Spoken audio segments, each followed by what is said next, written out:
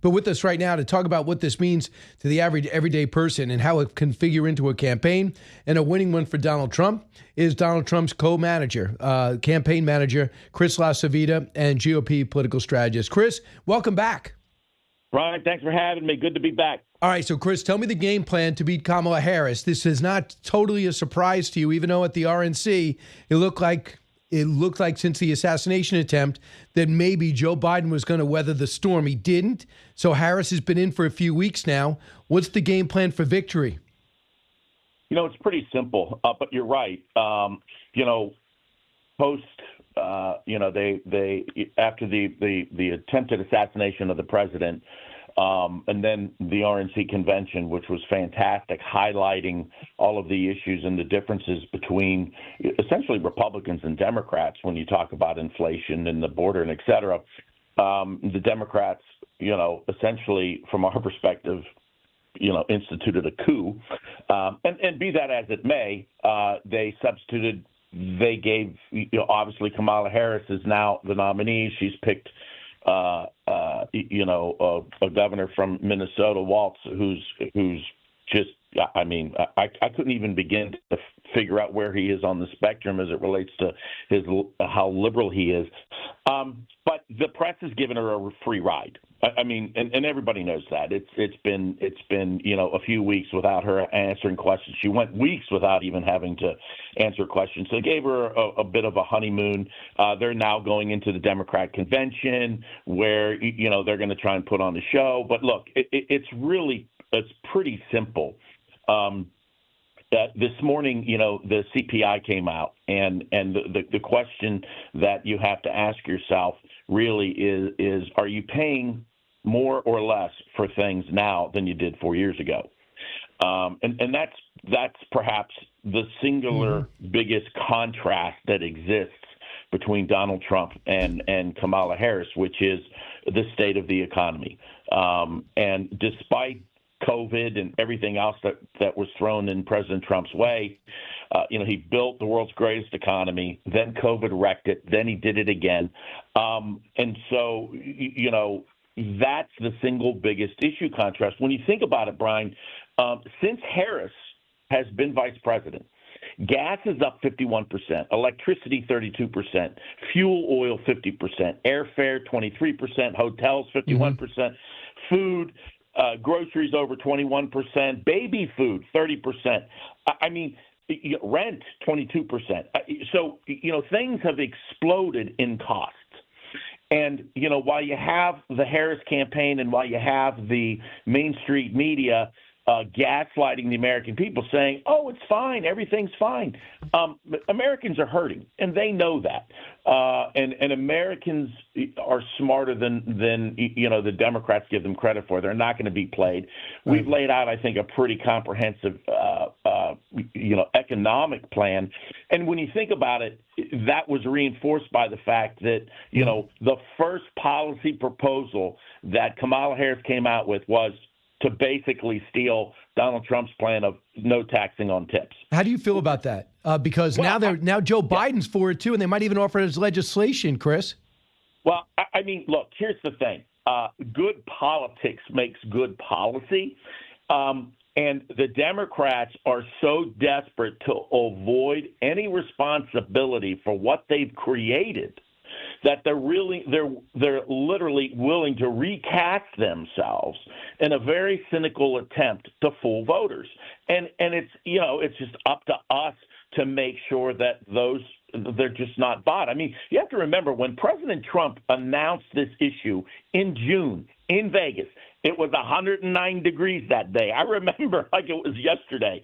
And he was roundly criticized by the press. CBS News ran this headline, which was it will cost, when Republicans want to cut taxes, that's the only time the Democrats and the press talk about how much it'll cost, something costs. Never mind the fact that that's a cost to the refund to the American people. But so roundly criticized the proposal. And, it's too expensive. It's a joke. It doesn't make a difference. Now all of a sudden it's the greatest thing since sliced bread. That's a very cynical attempt to reshape and reformat things. again, it's up to us to make sure that people don't buy it. Gotcha. So Chris LaCivita, our guest. Chris, here's where Nikki Haley was on. She doesn't do much these days, but she was on with Special Report last night. Advice to you guys. Cut 2. I want this campaign to win. But the campaign is not going to win talking about crowd sizes. It's not going to win talking about what race Kamala Harris is. It's not going to win talking about whether she's dumb. It's not. You can't win on those things. The American people are smart. Treat them like they're smart. Do you think the campaign is missing the mark on those things? I think the campaign needs to focus. That's the main thing. Look, this is a winnable election, but you need to focus. Your thought about that, is she right? Well, look, here's the thing.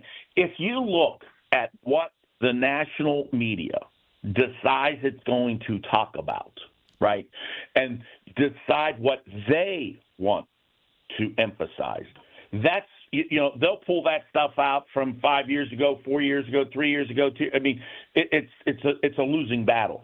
When the president did his press conference at Mar-a-Lago a little over a week ago, and literally stood in front of the press, the entire press, for an hour, and took every conceivable question. None of those answers on the vast majority of those questions have ever been talked about. I mean, he talked about inflation. He talked about where we are in the world stage.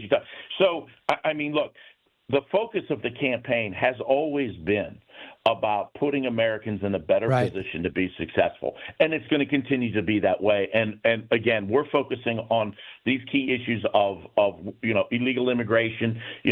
I mean, Kamala Harris comes out last night by some aide, some campaign person, and says she's no longer for Medicare for all. Yes. Well, that's just a joke, because there's a ton of film with her talking about that's her number one policy proposal. So again, but she's going to say she evolved, Chris LaCivita. She's going to say she evolved on that. She evolved on fracking. She's about to do that Friday. I'll give her first economic speech. So if she says she evolved on that, what's your counterpunch?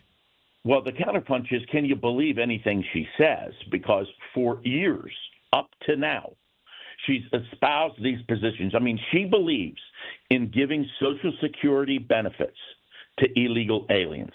Now, if you're a recipient of Social Security and you know how dire the trust fund is, are you willing and are you going to trust that Kamala Harris isn't going to bankrupt Social Security and Medicare by giving it away to illegals? That's an awful big leap for a lot of people. So you got to walk away from Bidenomics. You can't stand behind Bidenomics at the same time walk away from it while you're still in the administration. It seems bizarre. I want you to Bidenomics is working, according to Kamala Harris. The Daily Mail says this. It says insider say that Trump behind the scenes at Mar-a-Lago is upset about picking J.D. Vance, that he has regrets about it. Would you say, is there any accuracy to that? No, zero, none. I generally don't refer to British newspapers as my first place of information. I'll say that, number one. Number two, no, it's 100% not true. They talk 2-3 times a day at least. JD's been fantastic in terms of laying the wood to Waltz and to Kamala Harris, who's been out campaigning. He's been a great partner. And no, it's fake news. I think he was brilliant over the weekend on 3 network shows. Here's Peter Navarro, fresh out of prison, cut 15.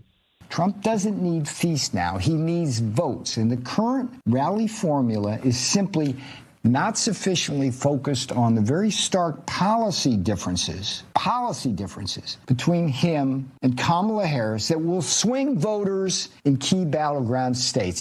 So he says your rally formula isn't working. Right. Well, I mean, look, it's about what we talk about and what the focus is on the issues. I mean, a lot of people can say a lot of different things, but we're about pushing very specific messages. Those messages, Peter's right about pushing policy differences. That's the number one goal of the president. It's the number one goal of the campaign. And we'll take every opportunity we can to actually do that. Plus, we also can't forget that this is also a game of turnout. And, we have to make sure that our people are motivated. We've been engaged in efforts across the country with T47 and our grassroots operations to do that. Look, it's August. It's the middle of August. And the Democrats swapped out their nominee. And they put in somebody else who's never received a vote for president, who's never really been tested. We have plenty of time, and we're in a very good position. So it's interesting because now you have the DNC coming up. And traditionally, and you've been doing this for a long time, traditionally the other party goes kind of dark. But you only have 80 days, and you just mentioned all the unique challenges. What is the strategy during the DNC where they're just going to bash Trump all day? He didn't love it in 2016. I know that. And now he's not going to love it now. What's your thought? Are you going to keep him from watching it? And what is your thought from how do you get some press during that time, or do you even try? Well, first of all, you don't go to Donald Trump and say, don't watch the news. Don't watch the Democrat convention. That would never enter into the conversation. And besides, people forget this is a guy who has built a very big, a very successful worldwide brand. So, we value all of those things. But this much I will tell you. We will not give the left 1 inch. We're not going to give them 1 minute. We're not going to give them 1 inch. We're not going to give them 1 second of free time. We're going to take advantage of every opportunity that we can create to ensure the American people know the differences and the vital differences between Donald Trump's campaign and President Trump and Kamala Harris and the leftist Democrats, because the fate of the country, we truly believe, hangs in the balance. So what will you do, Chris? What will you do? Do you have rallies planned? After the election's over. Oh, we've got a battle plan, and I'm not going to sit and communicate it to the world today, but it's a very aggressive plan that puts us in a position to drive what we need to. Look, if we spend the next 2 weeks talking about the differences in the price of gasoline, bread, food, these types of things, and people have a clear and distinct understanding that if they vote for Kamala Harris, open borders becomes basic standard policy. The rise in crime continues to stay the same. People are going to start worrying about personal security, national security, and their economic security, and that's what this is about. Amy Walter of the Cook Report says Harris is now leading or tied with Trump in 6 of the 7 swing states. Do your polling say the same thing? No. And as a matter of fact, the swing state polling, we still have an advantage in the Electoral College. The map still does not favor. We still have over 20 different paths to get to 270. She's got 2 or 3. And so and understand that in large part, they're trying to redefine Kamala Harris as this new person who just showed up on the scene. And we have 12 years of information, 12 years of footage of her talking about eliminating Medicaid and Medicare, essentially giving illegals free benefits, taxpayer-funded benefits from health care to schooling, and then, of course, her record on crime, which is abysmal. So, we're very confident in the plan that we have laid out. So I think it was about a week ago, it looks like President Trump was really ticked off at Brian Kemp again. I guess he was upset at Mrs. Kemp. Since that time, I saw that Lindsey Graham talked to him, and he came out and he said, I'm going to help how I can. But the two aren't talking. And Donald Trump says, I don't know if it's salvageable. You need Georgia, Kemp's successful governor. What can you do to bring them together? Or do you not think the relationship is salvageable? Well, I don't get into this level of specifics. I just know this, that, the campaign, the president, very much focused on winning Georgia. Kemp very much wanted to win Georgia. And so I think having the common bond of wanting to win in November is stronger than anything. We have a great organization down there, and we have some great grassroots leaders. Hell, we've got tens of thousands of diehard Trump supporters that are knocking on doors and doing those key things. So I'm, Right. you know, and actually, Brian, they actually do a lot of work with certain elements of the Brian Kemp, Governor Kemp's team. So, I mean, our focus has been really the nuts and bolts aspect of campaigning. We have a very different operation down there, fueled by MAGA Nation in the state of Georgia, and we accept help and assistance from anybody. Gotcha. So we'll be going back down there. We've been on TV down there for a while. I'm very, very bullish in Georgia. Well, I'll tell you what. Donald Trump's got a Marine who's got his back, and I know you guys are going to fight through the finish. It's a new challenge, but you've been training your whole life for new challenges. You got it. It's great seeing you, Chris. Thanks for the time. I know our audience really appreciates it. I know you don't do much, so we enjoy it. Thank you.